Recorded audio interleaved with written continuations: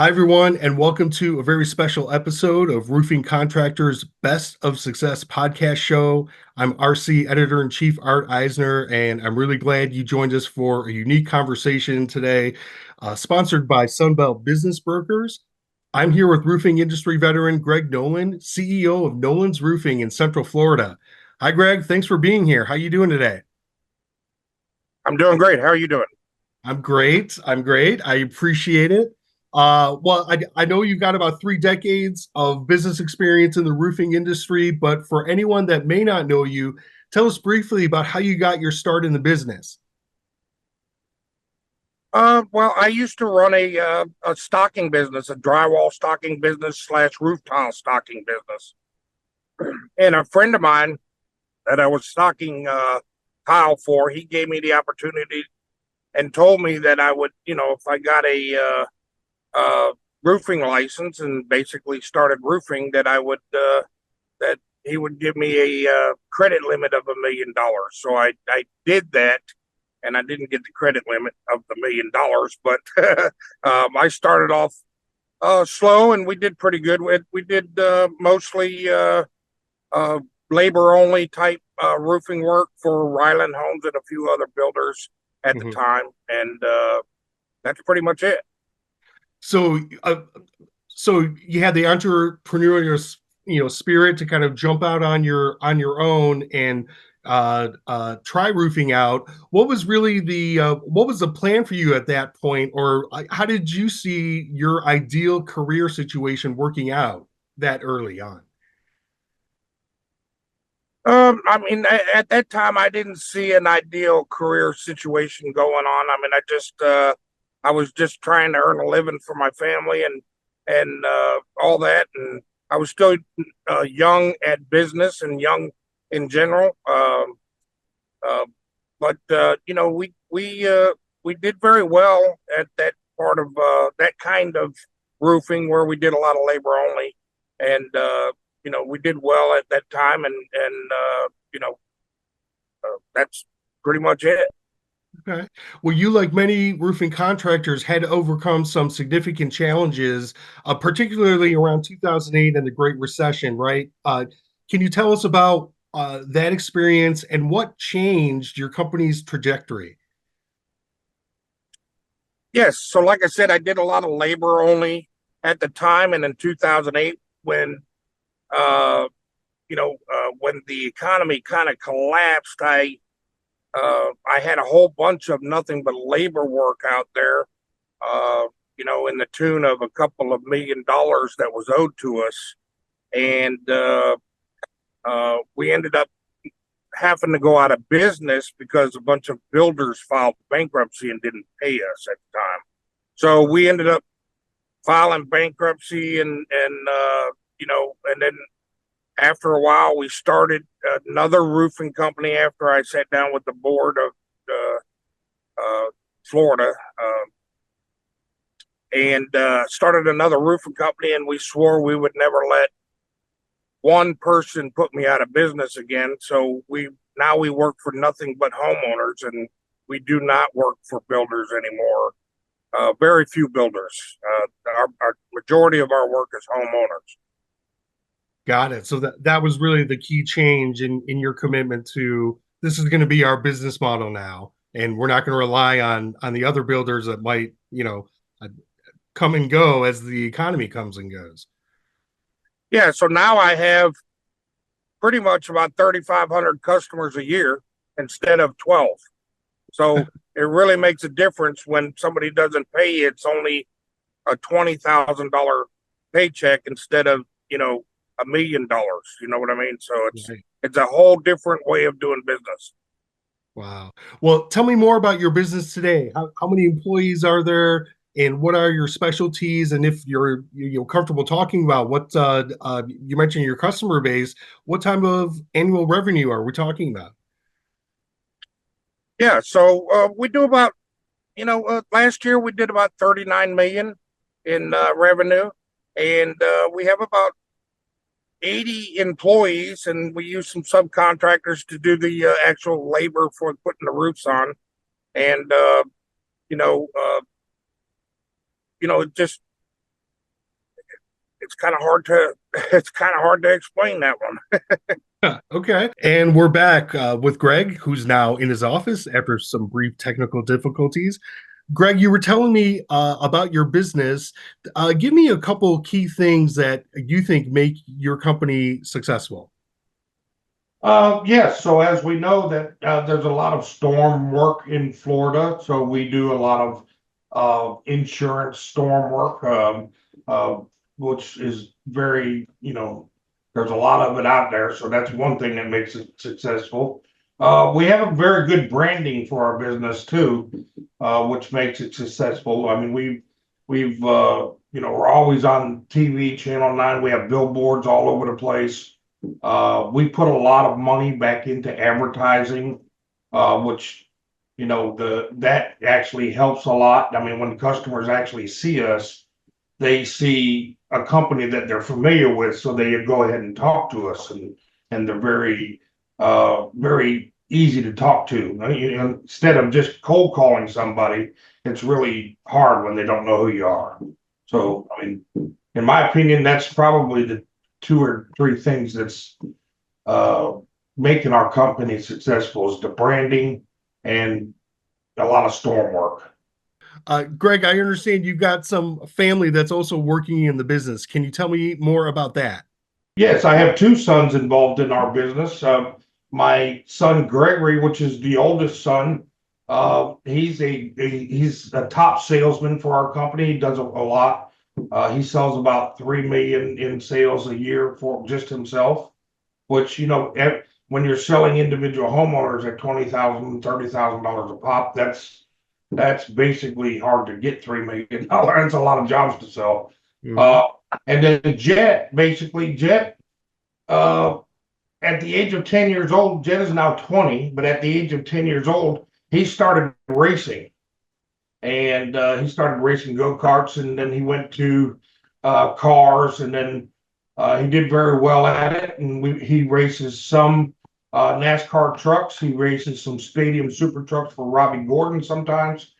But his love for super late model racing is something that he loves to do, and he's a part-time salesman here at Noland Roofing, and he's following his brother's footsteps. And his brother basically is one of the best salesmen out there, and Jed is coming up really fast, catching up to him. He might end up passing Gregory one day. Got it. Well, he is a racer after all. Yes, It's interesting to see that roofing is his side hustle. yes. Uh, Greg, you recently made a decision to sell your roofing company.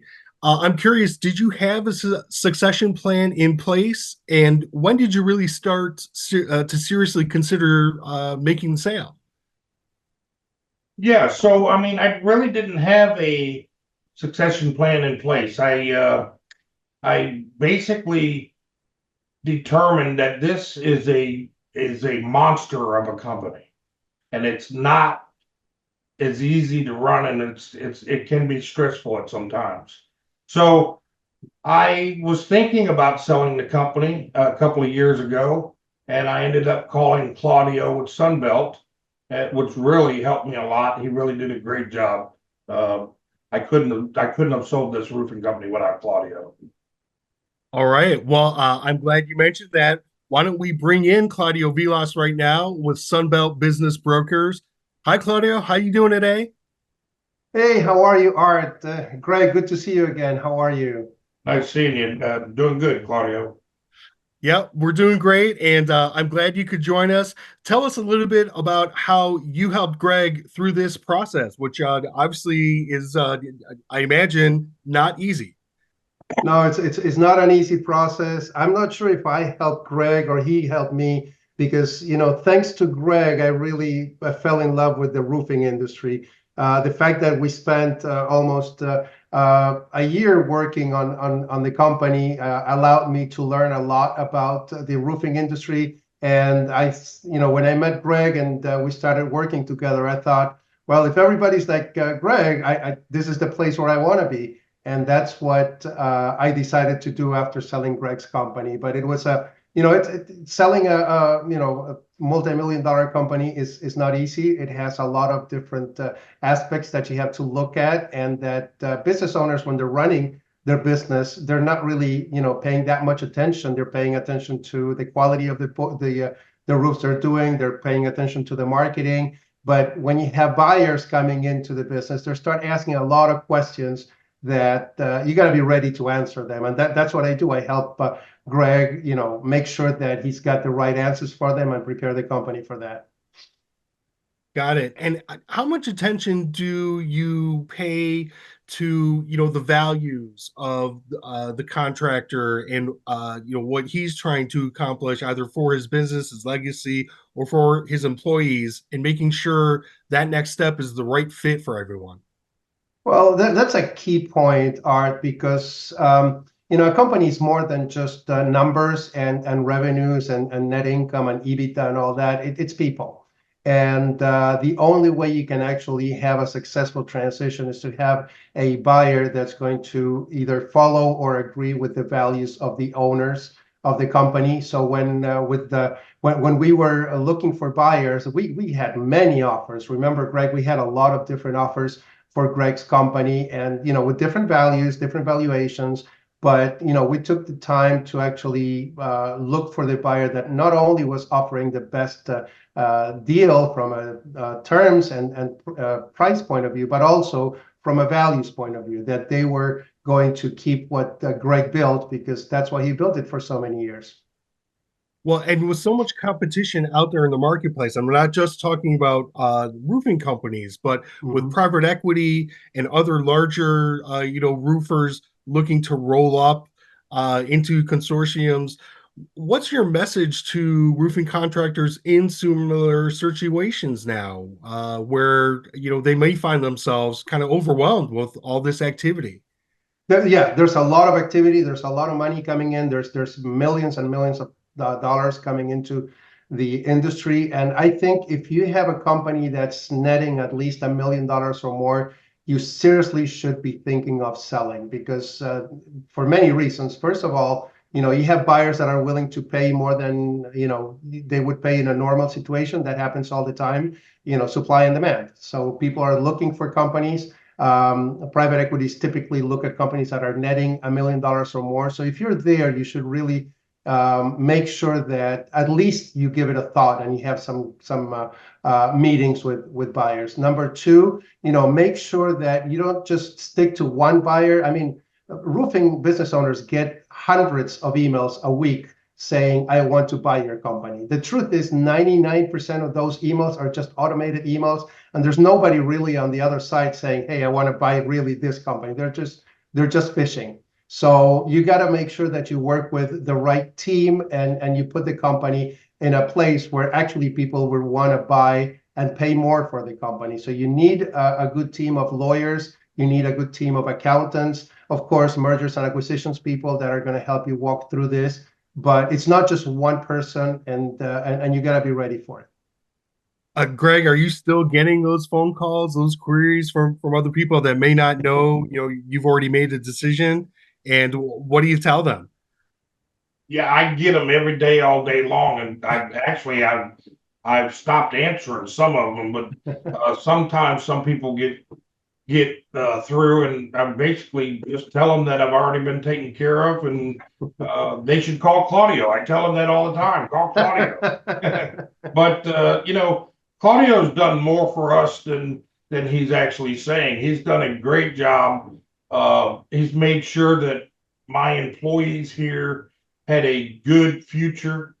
By questioning the company that has purchased our company. We picked the right company for that, and Claudio walked us through that. And also, EBITDA on every roofer's plate doesn't really understand what EBITDA is. And there's been many a days that I told Claudio that I can't do this anymore, but he walked me through it, and he walked me through it and made it easy for us. It's not easy. Don't get me wrong, but he made it easy for us. He really took the time and helped us out a lot. Well, Greg, now that you're on the other side, what's next? Have you figured out what you're going to do for your next step? So right now I'm helping the company set up and basically grow from here. By the end of this year, we will probably be a $90 million company. By the end of next year, maybe $500 million. I don't know where we're going to be from there, but I don't plan on being here forever. But you know, I'm going to stick around and help them out as much as I can, get it set up. Obviously, when you sell a company through an acquisition, their idea is to resell it in the future. So I'm looking for that second paycheck on our end. But I also bought a racetrack that my son can race at. So that is something that we've always wanted to do, and we ended up buying a racetrack with the money that we made, not all the money, just a part of the money that we made in the sale. And then the rest of it, we invested, and Claudio actually helped us get a hold of the right attorneys and all that stuff to invest our money correctly and help put it in a tax shelter and things like that. Wow. So, Claudio, that's it sounds like just an example of some extra or something that wasn't necessarily just associated with the business sale. Uh, is that typical? Well, I like to help people when I see that they've done such a great job to transition, and I like to give as much support as I can, way beyond just the selling. You know, my motto is, you know, it's your legacy, my commitment, and I try to live up to it. I have very deep respect for entrepreneurs, especially entrepreneurs in the roofing industry, but anything that has to do with building a business, creating value, having a legacy, your family and your employees, and giving work to so many people, that I do what I can. I really, really appreciate that, and I try to do my best. Wow. Well, where can roofing contractors find out more? Well, they can call me 954-774-4141. Email me at claudio.vilas@sunbeltnetwork.com, or to my new website, which is theroofingbizbroker.com, that I'm launching in the next few days. Okay. Well, thank you, Claudio, and Greg. Thank you as well. I really appreciate the great insight and conversation. Before you head to Claudio's website, please make sure you're staying up to date with the latest news, videos, podcasts, and other featured content on roofingcontractor.com by signing up for our free digital e-magazine and e-newsletter right through our homepage. Stay safe, and we will see you next time. Thanks, guys. Thank you. Bye, guys.